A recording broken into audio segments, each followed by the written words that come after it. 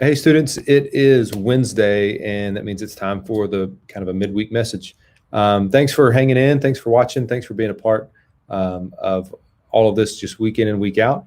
I hope you're doing well. I know for some of you, next week is the start of the school year, and that means kind of a return to a little bit of, I won't say normalcy because it's not going to look like it always did, but it's at least something that's coming, something that I think is going to be a good thing, even though it's going to be, again, a little different. And then obviously in the weeks to come, private schools, MJCA, you guys are starting in a couple weeks. Wilson County, you guys starting a little bit later.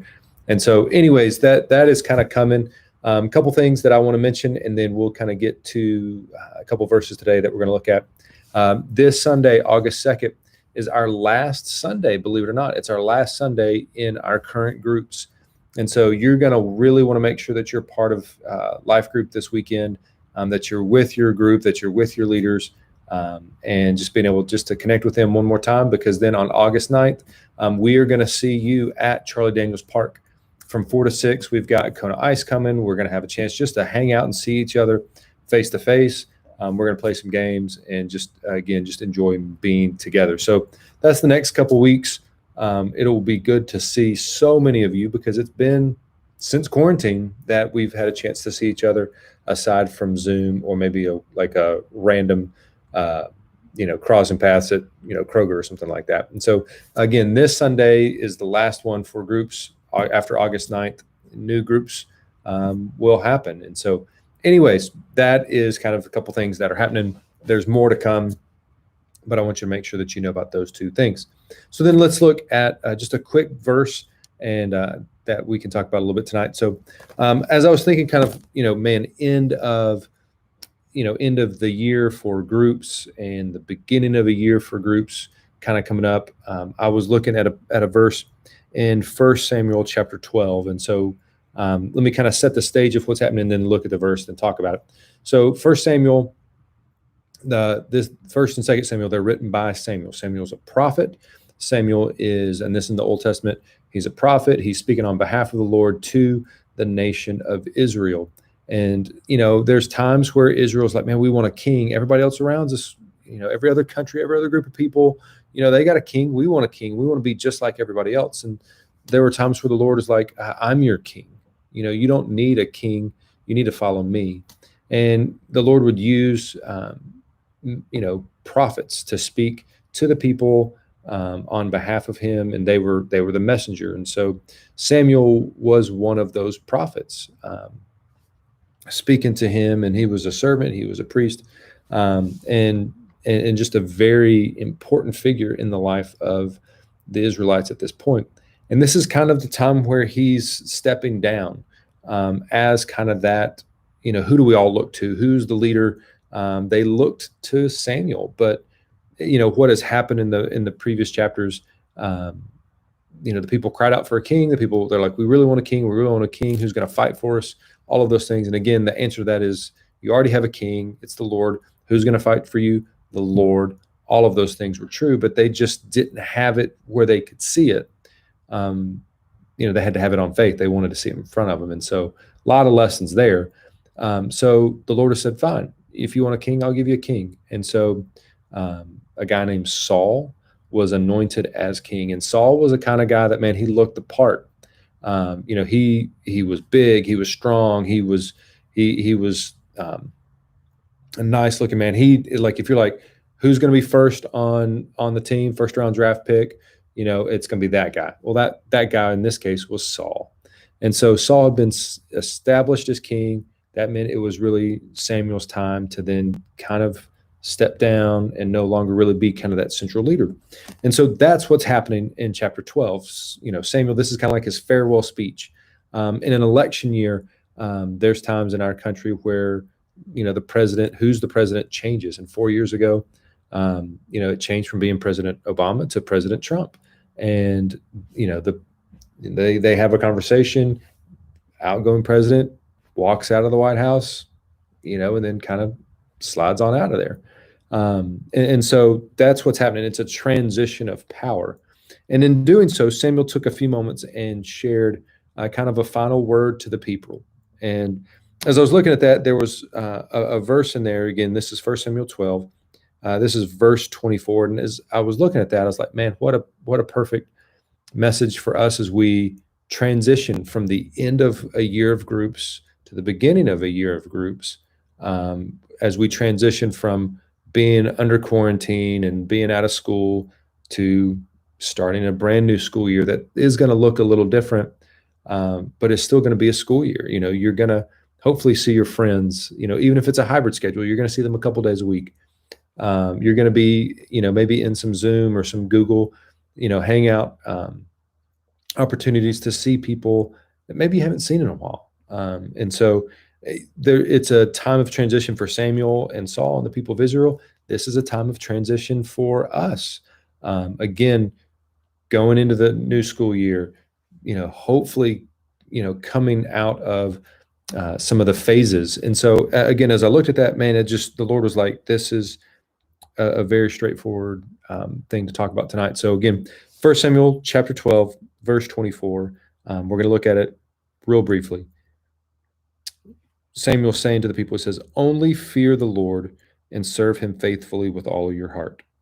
For consider what great things he has done for you. And so let's look at this kind of phrase by phrase. Fear the Lord. A lot of times in Psalm or Proverbs, we'll see that phrase, fear the Lord. And maybe you're familiar with that phrase and what it means, but if you're not, that's okay too. When we think of this phrase, fear the Lord, the best example that I go to is, I remember being a kid, and 2 doors down, there was this big dog. It was kind of like a German Shepherd mutt, but it was a big dog. His name was Smokey. And as a little kid, I was a little afraid of Smokey. Like, I grew up with Labradors, and so those are pretty good sized dogs. And so I knew what they could do, but I knew them. I knew those dogs. They were my dogs. We'd play around, that kind of stuff. But I didn't know this dog, and I had this respect of what Smokey could do because he was a big dog. Was he going to always bite me? But no. Did he ever bite me? No, he never did. But if he did, if Smokey got a hold of me, man, Smokey would do a number on me because I'm just a little boy.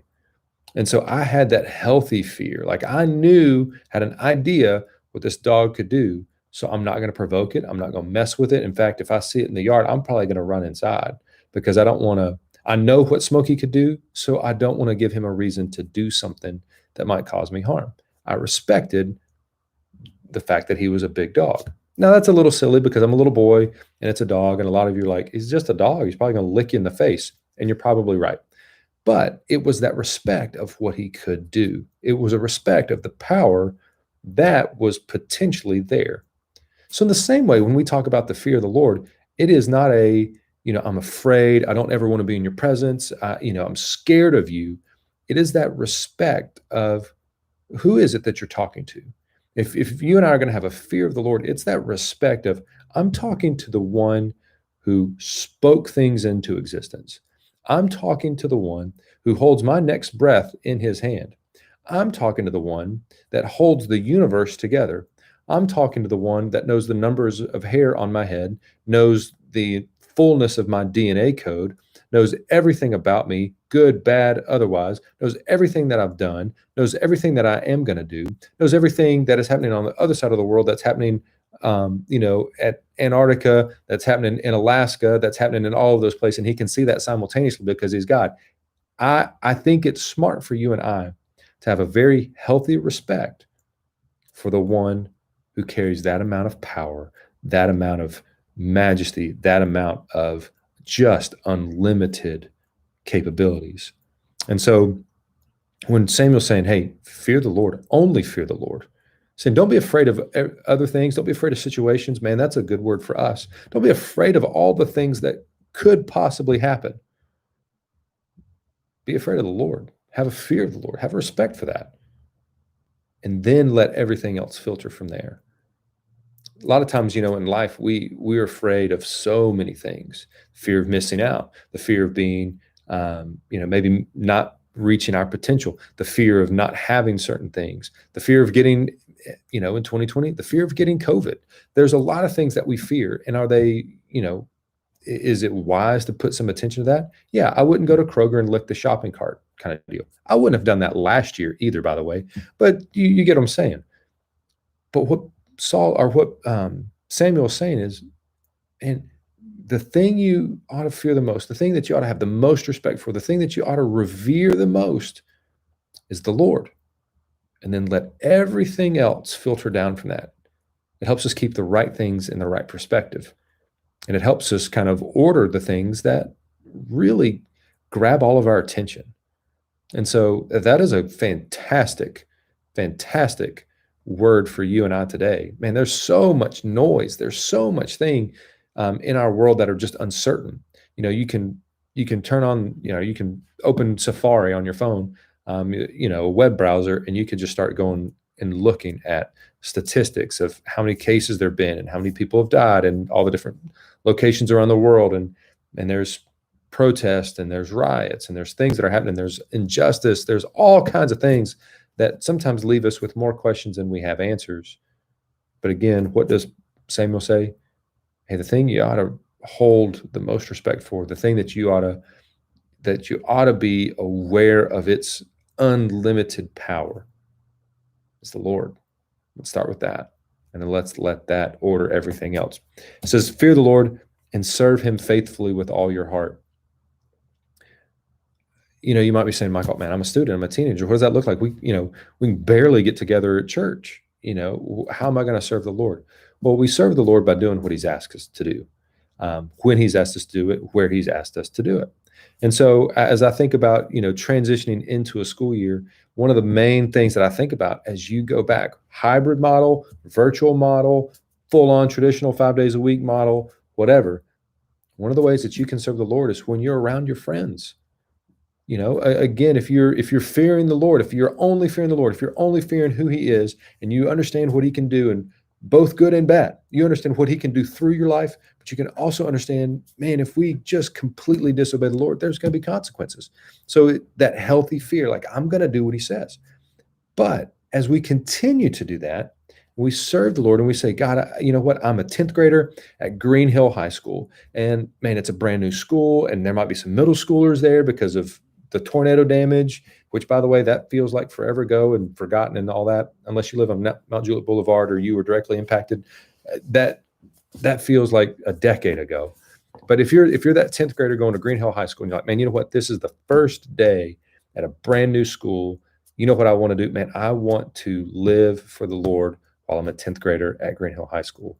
And I firmly believe that with a school year, yeah, it's going to look a little different. Yeah, there's going to be times where you guys are probably going to have to do school at home and Zoom in because cases are going to rise. But I believe that there's also going to be times where you're going to be walking the halls with your friends. And you may not be able to stop at the locker like you could last year, but you're going to have opportunities as a student to be on a 9-month mission trip. And so when Samuel says, man, fear the Lord and serve him faithfully with all your heart, I believe that as you are taking math classes or English classes or theater classes or band classes or PE or whatever, that you have opportunities to serve the Lord by treating the people the way they ought to be treated, with dignity, with respect, made in the image of God, responding to authority in a correct way, authority that's been set up in your life by the Lord. That's Romans 13. You have an opportunity to serve the Lord. You have an opportunity to serve the Lord as you interact with your parents and your family, doing those very two things that I just said, treating people the way they ought to be treated, with love and dignity and respect, and responding to the authority structure set up in your life by the Lord appropriately. I believe, again, as you start a brand new school year, you have chances after chances to serve the Lord. Let's keep looking at what he said. Consider what great things he's done for you. One of the very first times like this on a Wednesday via YouTube, we talked about is, man, what are some of the things that God has done? What are some of the wins? What's one good thing that's happened? I'd like to revisit that. I love where he says, man, consider the great things that God has done for you. Well, yeah, it's been a season of quarantine, and it's been a season of loss, and it's been a season of new and unknown and frustration. But it hasn't all been that. There's been good things that have happened along the way. I firmly believe that. And so I would encourage you, hey, celebrate the things that God has done in your life. Celebrate the things that maybe you'd say, man, 6 months ago, I didn't realize this, but I realize this now. And that's a good thing. Consider the great things God has done for you. And if you're like, I got nothing, Michael, like I'm trying to think, but I got nothing. You're here, consider your life. You're alive. Maybe you've gotten COVID. Well, you're here. You've recovered. Maybe you haven't gotten COVID. Well, you haven't gotten COVID. Um, you have a family. You have some friends. You have maybe some basic needs that are taken care of. And I think sometimes we sell those things short. If you've had the opportunity to get out of the country much, you realize that those things are very valuable. Those things are very important. And there's a lot of folks in our world and a lot of our folks in our country that those basic things, those very critically important things, are a struggle. And so if you look at your life, I'm not asking you, do you have, your own palace that you live in and, $100,000 vehicle that you drive and, are you completely outfitted in, the top fashion line and all the trappings of wealth? I'm not asking that. I'm asking for what are the good things that God's done in your life? Think on those things. Remember those things. Samuel says as he's leaving, as he's transitioning from being kind of the spokesperson um, between God and the people of Israel and kind of the person that they all look to, he's transitioning out of that role as a new king shows up. And this is what Samuel says to the people: only fear the Lord and serve him faithfully with all your heart and consider the great things that he's done for you. I think as we transition into a school year, as we transition, from one year of groups to the next year of groups, as we kind of restart, man, it's almost August. And I would encourage you to do those same three things. Hey, fear the Lord, serve him faithfully with all your heart, and consider the great things he's done for you. Maybe you needed to hear that today. Maybe that's something you need to think on. Maybe that's something that just rewires your perspective instead of living in a perspective of fear, frustration, and feeling like, 2020 is the worst. It might be the worst, but let's let God's word reprioritize some of the ways that we think on things. And so fear the Lord, serve him faithfully with all your heart, and consider the great things that he's done. That's the message that Samuel gave his people. That's the message I believe that we all, including myself, we all needed to hear tonight. So, hey, remember August 2nd, this Sunday, this weekend, with your life group, it's kind of the last hurrah. Make sure you're a part of that. And then certainly on August 9th, make sure you're part of just the gathering together at Charlie Daniels. Can't wait to see you. And we will hopefully see you sometime very, very soon beyond that. So love you guys. See you soon.